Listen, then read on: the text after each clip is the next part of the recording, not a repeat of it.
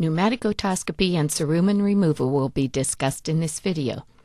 Mastery of otoscopic examination techniques is necessary for the accurate diagnosis of otitis media. Otitis media is a general term for middle ear inflammation and may be classified clinically as either acute otitis media or otitis media with effusion. In general, acute otitis media is diagnosed when the tympanic membrane is bulging, and otitis media with effusion is diagnosed when the tympanic membrane is neutral or retracted.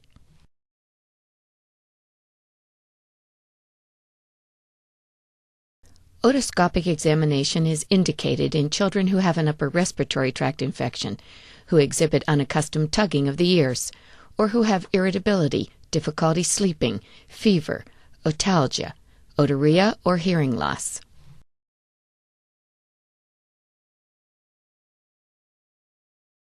For pneumatic otoscopy, you will need an otoscope with a diagnostic head that has an attached rubber bulb and a movable lens. Cerumen removal is most readily accomplished using an otoscope with a surgical head, but a diagnostic head also may be used. You should use the largest otoscopic speculum that fits comfortably into the external auditory canal. For very large canals, soft-tip speculums may be needed.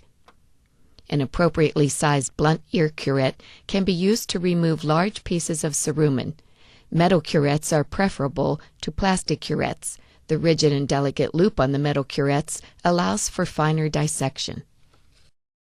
If small fragments of cerumen remain after using the blunt curette, use an applicator with a non-serrated triangular tip wrapped with cotton. This can also be used to clear otorrhea in children with acute otitis media who have ruptured tympanic membranes. To ensure that there are no leaks, squeeze the rubber bulb and then place your finger on the tip of the speculum. In a system with no leaks, the bulb should stay deflated until the finger is removed. Older children and cooperative younger children may be examined in the sitting position, either in their parent's lap or on the examination table. Uncooperative children are best examined while recumbent, in either prone or supine position. The head should be firmly immobilized by an assistant. A second assistant, usually the parent, braces the child's body against the examination table. Depending on the child's position, one of the assistants must also firmly hold the child's hands. With the child fully immobilized, and with the child's head secured by an assistant, insert the otoscope into the external auditory canal using your dominant hand. Once in the proper position, use your non-dominant hand to hold the otoscope in place. Partially displace the lens of the otoscope and insert the blunt ear curette into the speculum. Under direct visualization, advance the loop of the curette behind the piece of cerumen. Do not attempt to break through the cerumen, as this may result in further impaction. Rather, try to pass the loop of the curette behind the piece of cerumen, being careful not to traumatize the walls of the external auditory canal or the tympanic membrane with the curette. If small amounts of cerumen still remain, insert the triangular applicator wrapped in cotton approximately 0.5 centimeters in the canal. Twist the applicator while withdrawing it from the canal. Alternatively, you may use an irrigation technique. Obtain a large syringe filled with lukewarm water connected to butterfly tubing to flush out the cerumen. Use of cold water should be avoided, as it is uncomfortable and may cause nystagmus. Assess the position of the tympanic membrane by visualizing the manubrium and short process of the malleus. When the tympanic membrane is in the neutral position, the manubrium and the short process are clearly visible.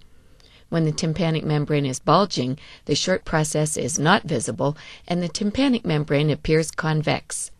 When the tympanic membrane is retracted, the manubrium appears foreshortened and the short process appears prominent. Next, assess the translucency of the tympanic membrane.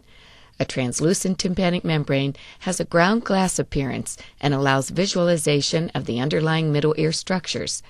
When middle ear effusion is present, the tympanic membrane appears opaque and visualization of middle ear landmarks is impaired. Assess the color of the tympanic membrane. Although color alone is not diagnostic, an amber color usually indicates the presence of otitis media with effusion. White or yellow discoloration may be seen in both acute otitis media and otitis media with effusion.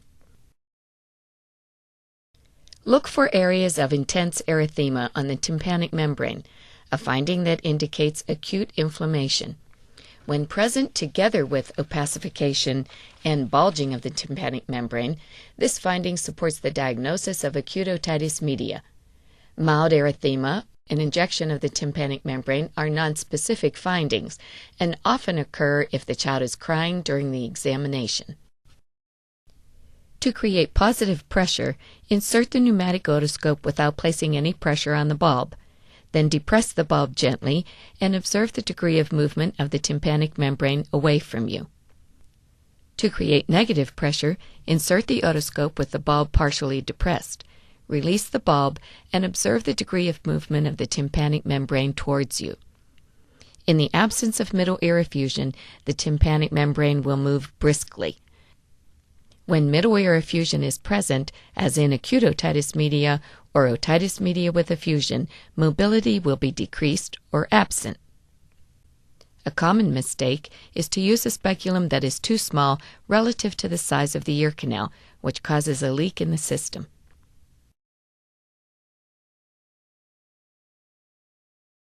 Proper performance of pneumatic otoscopy is critical for the accurate diagnosis of acute otitis media and otitis media with effusion. Clinicians should master this technique in order to provide optimal care for children with this common condition.